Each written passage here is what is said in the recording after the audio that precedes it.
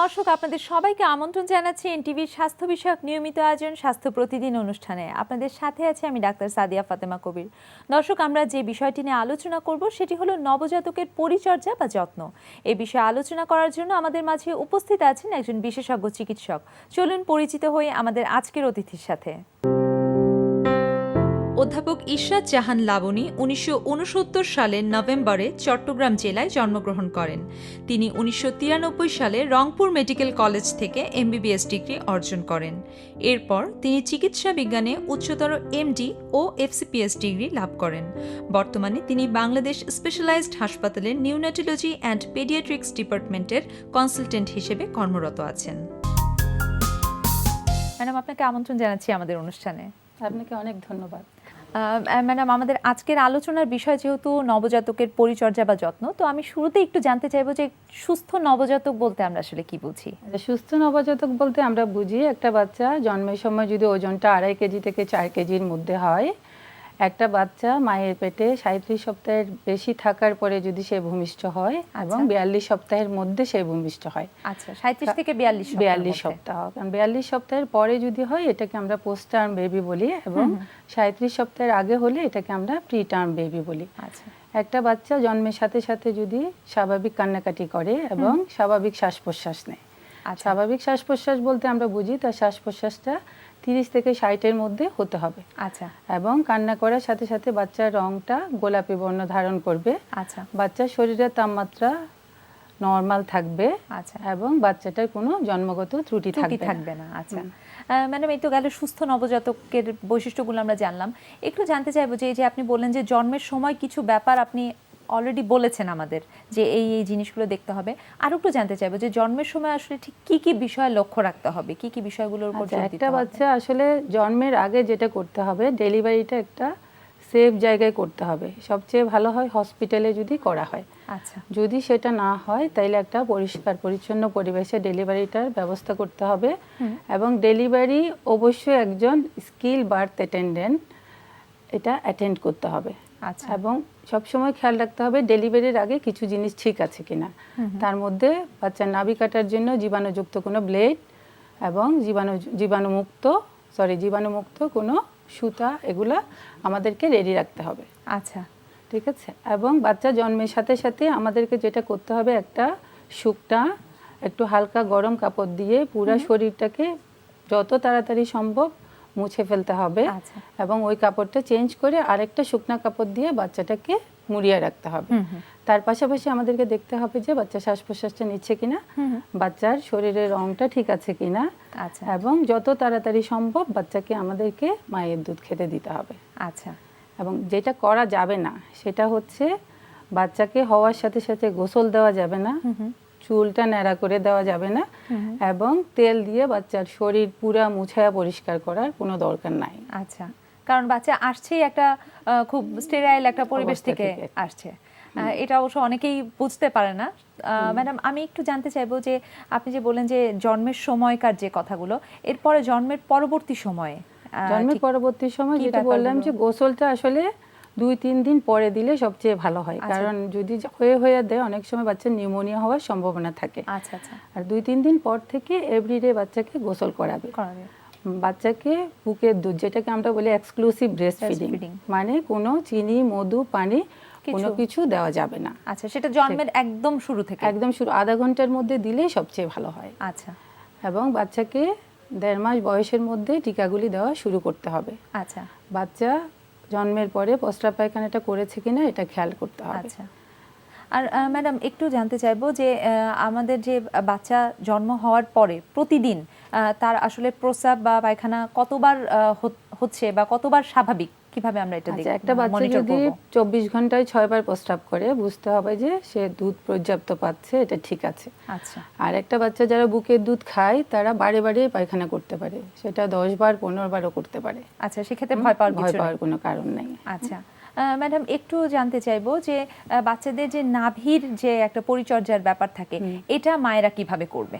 আচ্ছা, এটা জন্মের পরপর, যেটা আমি বলতে ভুলে গেছি, যেটা জন্মের পরপর একটা ক্লোরহেক্সিডিন, যেটা হ্যাক্সিসল নামে পরিচিত, ক্লোরহেক্সিডিন দিয়ে একবার দিয়ে দিতে হবে। এরপরে নাভিটাকে জাস্ট ড্রাই রাখবে, নাভিতে আর কোনো রকমের কোনো মেডিসিন দেওয়া যাবে না, আচ্ছা। নাভিতে কোনো কিছু পেঁচানো যাবে না, হ্যাঁ, আচ্ছা। খোলা রাখবে নাভিটাকে, আচ্ছা। তাতেই ইনফেকশন হবে না। কিন্তু বারে বারে যদি বিভিন্ন মেডিসিন ইউজ করা হয় তাহলে ইনফেকশন হওয়ার সম্ভাবনা অনেক বেড়ে যায়। আচ্ছা, সেই ক্ষেত্রে প্রতিদিন বাচ্চাকে গোসলের পর নাভিটা শুকিয়ে ফেলতে হবে, জি। শুকনো করে ফেলতে জি। হবে।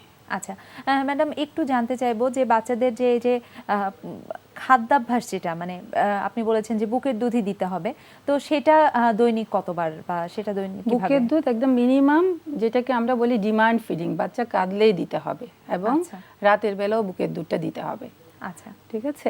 আর একদম কমপক্ষে বাচ্চাকে 8 বার বুকের দুধ খাওয়াতে হবে। আচ্ছা ম্যাডাম, নবজাতকের গোসল করানোর ক্ষেত্রে কি কি বিষয় লক্ষ্য রাখা উচিত? নবজাতকের গোসল আসলে আমরা যেটা বলি যে অল্প সময়ের মধ্যে একটু হালকা গরম পানি দিয়ে গোসলটা দিবে। প্রথমে মাথাটা ধোয়ার পরে মাথাটা মুছে ফেলবে, দেন শরীরে পানি দিয়ে খুব কম সময়ের মধ্যে গোসলটা করিয়ে ফেলতে হবে, বেশি সময় নেওয়া যাবে না। আচ্ছা। আর ম্যাডাম, অনেক সময় পানিতে মানে কোনো ধরনের জীবাণুনাশক বা এরকম কিছু যদি মেশানোর চেষ্টা করে, অনেক না, ক্ষেত্রে এরকম দেখা কোনো যায় কিছু মেশানো যাবে না। যদি এরকম হয় সেক্ষেত্রে বয়েল ওয়াটার ঠান্ডা করে একদম নবজাতককে আমরা গোসল দিতে পারি। আচ্ছা। আর কোনো মেডিসিন ইউজ করা যাবে না। আচ্ছা ম্যাডাম, একটু জানতে চাইবো যে বাচ্চাদের যে বাজারে প্রচলিত আছে যে ডায়পার ব্যবহার করা হচ্ছে, বা এই যে বেবি প্রোডাক্টগুলো নবজাতকের পরিচর্যার ক্ষেত্রে, এই প্রোডাক্টগুলোর কি ধরনের ভূমিকা আছে বা আছে কিনা? ডায়পার আমরা ব্যবহার করতে পারি, কিন্তু আমরা আসলে যেভাবে ডায়পারটা ব্যবহার করি এটা ঠিক উপায়ে না। সেক্ষেত্রে ম্যাডাম কি করতে যেটা হবে? করতে হবে আসলে বাচ্চা একবার প্রস্রাব করলে ডায়পারটা চেঞ্জ করে দিতে হবে। হ্যাঁ, আমরা যেটা করি, আমাদের দেশের মারা যেটা করে, তারা ওজন করতে থাকে কতক্ষণ পর্যন্ত ভারী না হয়। এটা বাচ্চার জন্য খুবই ডিসকমফোর্ট। ইভেন অনেক সময় পায়খানা করার পরে এটার উপরেই বাচ্চাকে রেখে দিচ্ছে অনেক দীর্ঘ সময় ধরে। তো একবার প্রস্রাব অথবা পায়খানা করলেই যদি ডায়পার চেঞ্জ করে দেওয়া যায় তাহলে এটা কোনো হার্মফুল কিছু নাই। আচ্ছা। আর ম্যাডাম, ঋতুভেদে তো নবজাতকদের বিভিন্ন ধরনের সমস্যা দেখা দিতে পারে, তো সেই ক্ষেত্রে পরিচর্যার ধরনটা কিভাবে বদলে যাবে ঋতুভেদে? গরমের দিনে কোনো সমস্যা নাই, বাচ্চা তো ওকে সবসময় ওয়ার্ম এনভায়রনমেন্টে রাখতে হবে। শীতকালে একটু বেশি কাপড় চোপড় দিয়ে বাবুকে মুড়িয়ে রাখতে হবে, মাথায় ক্যাপ দিতে হবে, হাত পায়ে মোজা দিতে হবে, যেন বাচ্চা ঠান্ডা না হয়, এটা খেয়াল রাখতে হবে। আচ্ছা। ঠিক আছে। এবং পাশাপাশি যেটা খেয়াল রাখতে হবে যে বাচ্চাটা যেন না ঘামে, দুইটাই খেয়াল রাখতে হবে। কারণ ঘাম থেকে বেশিরভাগ বাচ্চা ঠান্ডা লেগে যায়। আচ্ছা, সেক্ষেত্রে আরো বড় সমস্যা দেখা দিতে পারে। আচ্ছা ম্যাডাম, একটু যদি আমি একটা বিষয় নিয়ে জানতে চাই, যে এই যে আপনি বলছেন যে বাচ্চাদের যে ঠান্ডা লেগে যেতে পারে বা যে সমস্যাগুলো বলছেন, তো পরিচর্যাটা আসলে ঠিক সামগ্রিকভাবে কিভাবে একজন মা বুঝতে পারবে যে আমার বাচ্চাটার পরিচর্যাটা ঠিক হচ্ছে না, বা এই ব্যাপারটাকে আমার এরভাবে না করে অমনভাবে করা উচিত, এই ব্যাপারগুলো সাধারণভাবে যদি একটু মা বলতেন। আসলে বুকের দুধ যদি খাওয়ায়, বাচ্চাগুলি বেশিরভাগ ক্ষেত্রে সুস্থ থাকে। প্রতিদিন গোসল করাতে হবে বাচ্চাকে। যদি মনে হয় যে নাকটা বন্ধ আছে, নাকটা পরিষ্কার করতে হবে। আর কিছু জিনিস খেয়াল রাখতে হবে, যে বাচ্চার যেটা আমরা বলি বিপদ চিহ্ন, আচ্ছা। যে বাচ্চাটা খাওয়া কমিয়ে দিয়েছে কিনা, বাচ্চাটার কোনো জ্বর এসেছে না, বা বাচ্চাটা বেশি ঠান্ডা মনে হচ্ছে কিনা, বাচ্চাটা কোনো রকমের শ্বাসকষ্ট হচ্ছে কিনা, বা বুক দেবে যাচ্ছে কিনা, বা খিঁচুনি হচ্ছে কিনা, এরকম কোনো কিছু দেখলে বাচ্চাকে সাথে সাথে ডাক্তারের কাছে নিয়ে যেতে হবে। আচ্ছা ম্যাডাম, এই তো গেল, আমরা তো সামগ্রিক পরিচর্যা সম্পর্কে জানলাম এবং বিপদ চিহ্নগুলো যেটা খুব গুরুত্বপূর্ণ আমরা জানলাম। তো বিপদ চিহ্ন দেখা যাওয়ার সাথে সাথেই কি আপনি চিকিৎসকের শরণাপন্ন হওয়ার পরামর্শ দেবেন? জি জি জি। আচ্ছা, চিকিৎসকের কাছে নিয়ে যেতে হবে। আচ্ছা, যদি এই চিহ্নগুলোর একটিও দেখা যায়। ম্যাডাম, আপনি কি মানে যদি আমাদের মায়েদের উদ্দেশ্যে যদি আপনার কিছু বলার থেকে থাকে নবজাতকের পরিচর্যা সম্পর্কে একটু বলতেন। আমি যেটা বলতে চাই, বাচ্চাদেরকে 6 মাস পর্যন্ত একদম এক্সক্লুসিভ ব্রেস্ট ফিডিং করাবে। কোনো চিনি, মধু, পানি কোনো কিছু খাওয়ানো যাবে না। 6 মাস পর থেকে বুকের দুধের পাশাপাশি অন্য খাবারগুলি শুরু করতে হবে। আর দাদি নানিকে উদ্দেশ্য করে আমি যেটা বলতে চাই, আপনারা বাচ্চা কাঁদলেই অন্য দুধ দেওয়ার জন্য মাকে ফোর্স করবেন না। আপনারা শুধু দেখেন যে বাচ্চা 24 ঘন্টায় 6 বার প্রস্রাব করে কিনা। আর আমি আমার কলিগদেরকে উদ্দেশ্য করে যেটা বলতে চাই, একটা নবজাতক বুকের দুধ খেলে বারে বারে পায়খানা করবে, এটার জন্য মায়ের দুধ বন্ধ করে আপনারা কেউ ওটার দুধ লিখবেন না। এবং আমি আমার দর্শকদেরকে যেটা বলতে চাই, আপনারা বাচ্চাকে বুকের দুধ খাওয়ান, কারণ এটা একটা আল্লাহর নিয়ামত। এই নিয়ামত থেকে বাচ্চাদেরকে বঞ্চিত করবেন না। পাশাপাশি বুকের দুধ খেলে আপনার বাচ্চাটা নিউমোনিয়া, ডায়রিয়া, কান পাকা রোগ এগুলো থেকে রক্ষা পাবে এবং বাচ্চা অনেক বেশি বুদ্ধিমান হবে।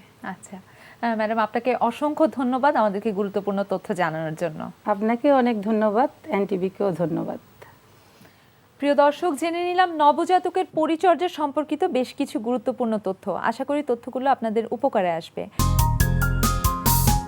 আজকে আমরা দেখাবো যে জিনিসটা আমরা দেখাবো সেটা হচ্ছে আমরা বলি মডিফাইড সাইড ব্যান্ডস। এটা 3টা স্টেজে আমরা ই করবো, মানে দেখাবো। কারণ শুধু আমরা এতক্ষণ স্পাইনটাকে সামনে এবং পিছন দিকে ঝুঁকেছি, কিন্তু স্পাইনটাকে আপনার সাইড দিকে ব্যান্ড করতে হবে এবং একটু মোচড় দিতে হবে। তাহলে যে জিনিসটা হবে, কারণ আমাদের স্পাইন কিন্তু সব দিকে কাই করতে হয়। কারণ আমরা যদি কেউ আমাদের ডাকলো পিছন দিয়ে, আমরা যদি ঘুরতে নেই, আমাদের কিন্তু একটা মুভমেন্ট করতে হয়, মানে সাইড ওয়াইজ।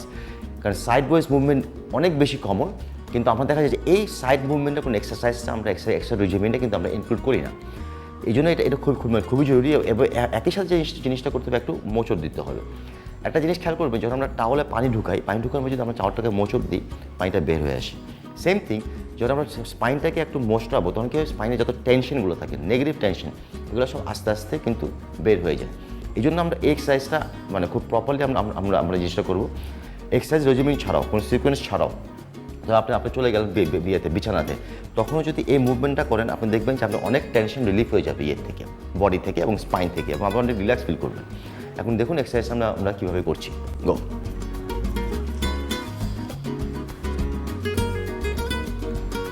ওকে, হ্যান্ডসটা স্ট্রেট থাকবে, খেয়াল রাখবেন। নি ব্যান্ড, ইয়েস। এই অবস্থায় যে কোনো একদিকে চলে যাবেন। ইয়েস, যখন যাবে ট্রাই করবেন যে থাইটা এবং নিটা বুকের কাছে এনে রাখার জন্য। ওকে, অল্টারনেট, গো, ইয়েস। এবং খুব স্লোলি যখন একটা জায়গায় থাকবেন, এখানে 2 থেকে 3 সেকেন্ড থাকবেন, দেন চেঞ্জ, গো ওই সাইড। ওকে, এগেইন, ইয়েস, ওই সাইড, এগেইন, গো। ওকে, এখন এই অবস্থায় যে জিনিসটা করবেন, উপরের পাটা স্ট্রেট করে ফেলবেন, যাতে এটা হাতে এসে গিয়ে থাকে, যার যা ফ্লেক্সিবল রোল অনুযায়ী। যদি ফ্লেক্সিবল না হয়, ডোন্ট ট্রাই দিস। নিটা স্ট্রেট থাকবে। এই অবস্থায় যে যেটা করবো 4 to 5 টাইমস আমরা পাটা উঠাবো, অল্প উঠাবো, আবার নামাবো, উঠাবো, নামাবো, উঠাবো, নামাবো। এরপরে যে জিনিসটা করবো, এই মুভমেন্টে আমরা পাটা ঘুরে দেবো সিলিংয়ের দিকে। এই অবস্থায় 30 সেকেন্ড ধরে রাখবো, দেন রিল্যাক্স। ওকে, উঠো। Same thing we will be doing the other side. Okay, go. Yes. Yes. Okay, উঠবে, নামবে, উঠবে, নামবে, then twist. Yes, relax. Okay. এই জিনিসটা আমরা কিন্তু 3টা স্টেজে করলাম। 3 স্টেজে করলাম যাতে ইনজুরি লেভেলটা না হয়। যদি প্রথমে আপনি অ্যাডভান্স লেভেলে চলে যান, ইনজুরি চান্সটা বেশি। আমরা কী করলাম, আপনার স্পাইনটাকে আসলে একটু অভ্যস্ত করলাম। অভ্যস্ত করার যে ক্ষেত্রে যে প্রসেসটা, এদিকে কী হচ্ছে, আপনার কিন্তু ফ্লেক্সিবল হচ্ছেন, অ্যাজাইল হচ্ছেন। এরপর আস্তে আস্তে ওয়ার্ম আপ হচ্ছে, then we are making it stronger. তবে একটা জিনিস কী রাখবেন, খেয়াল রাখবেন, যখন আপনি এই জিনিসটা টুইস্টিং করবেন, কখনোই জোর দিয়ে করবেন না। জোর দিয়ে করলে কিন্তু এটা ইনজুরি লেভেলটা মানে বেড়ে যাওয়ার চান্স থাকে। আর যাদের প্রোল্যাপস আছে, আসলে তারা তো এই লেভেলে মানে আমরা কিন্তু এক্সারসাইজ দিইনি। প্রোল্যাপস যাদের ছিল অথবা আছে, এই মুভমেন্ট তার জন্য খুবই রিস্কি। তারা যে জিনিসটা করবেন খুব সেফলি, যতটুকু ফ্লেক্সিবিলিটি আপনার আছে ততটুকুই।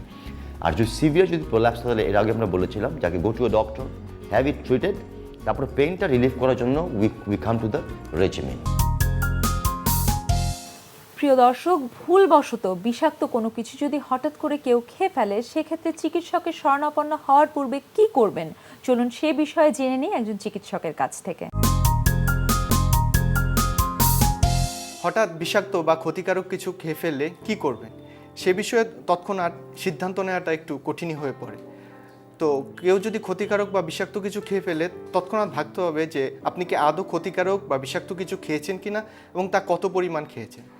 আমরা সাধারণত বলে থাকি যে ক্ষতিকারক জিনিস সেগুলোই হচ্ছে যা আমাদের গলা, খাদ্যনালী, শ্বাসনালী এগুলোর ক্ষতি করে থাকে, যেমন স্যাভলন বা হারপিক, কীটনাশক ঔষধ বা ঘরের নিত্য প্রয়োজনীয় অনেক জিনিসপত্র, যেমন কেরোসিন বা কোনো অ্যাসিড এগুলো খেয়ে ফেলে তৎক্ষণাৎ ক্ষতি হওয়ার সম্ভাবনা থাকে।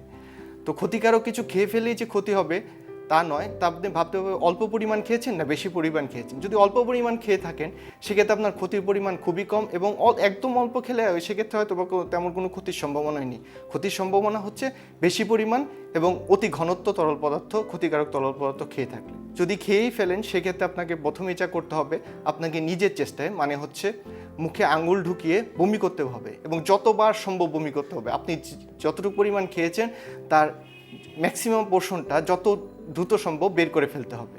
যত দ্রুত সম্ভব বের করে ফেললেন, বমি করলেন, এবং এর পরবর্তীতে মুখ বারে বারে পরিষ্কার পানি দিয়ে, ঠান্ডা পানি দিয়ে কুলি করতে হবে। মুখটা পরিষ্কার করে রাখতে হবে। মুখের অন্যান্য স্থানে যেমন চোখে, নাকে বা গালের অন্য জায়গায়, শরীরের অন্য স্থানে যদি বিষাক্ত পদার্থটা ছড়িয়ে ছিটিয়ে পড়ে থাকে সেগুলো ভালোভাবে পরিষ্কার করে ধুয়ে ফেলতে হবে, এবং মুখ বারে বারে পরিষ্কার করতে হবে। এগুলো করার পর আপনার অতি দ্রুত সম্ভব নিকটস্থ চিকিৎসক অথবা হাসপাতালে যোগাযোগ করতে হবে পরবর্তী চিকিৎসার জন্য। প্রিয় দর্শক, এবারে থাকছে আপনাদের জন্য আমাদের আজকের হেলথ টিপস। ভিটামিন এ এর অভাবে রাতকানা রোগ হয়, তাই শিশুদের অবশ্যই ভিটামিন এ সমৃদ্ধ খাবার যেমন পালং শাক, লাল শাক, মেথি শাক, গাজর, পেঁপে, আম, দুধ, ডিম, ঘি ও মাছ ইত্যাদি খেতে দিন। প্রিয় দর্শক, আমাদের অনুষ্ঠান সম্পর্কে আপনাদের যদি কিছু জানার থাকে অথবা আমাদের অনুষ্ঠান সম্পর্কে আপনার যে কোনো মতামত বা পরামর্শ লিখে পাঠাতে পারেন এই ঠিকানায়। প্রযোজক স্বাস্থ্য প্রতিদিন, এনটিভি, বিএসসি ভবন, 7তলা, 102 কাজী নজরুল ইসলাম এভিনিউ, কারওয়ান বাজার, ঢাকা 1215। ফ্যাক্স 914338 থেকে 7 পর্যন্ত, অথবা ইমেইল করুন স্বাস্থ্যপ্রতিদিন@ntvbd.com এই ঠিকানায়। প্রিয় দর্শক, স্বাস্থ্য প্রতিদিনের আগামী পর্বে আপনাদের জন্য যা থাকছে, কারণগুলো প্রধানত ধূমপান, বিভিন্ন ধরনের ধূমপান। মুখে আমাদের দেশে সাধারণত যেটা গ্রামের মানুষ পান, জর্দা সহ মুখে নিয়ে ঘুমায়। কন্ট্রাক্টে যে ধূমপানের যে দ্রব্য লাগে সেখান থেকে মুখগহ্বরে, আমাদের এই সাবকন্টিনেন্টে বাংলাদেশ, ভারত, পাকিস্তান, এই সাবকন্টিনেন্টে এই ধরনের ধূমপানের কারণে মুখগহ্বরের ক্যান্সার বেশি।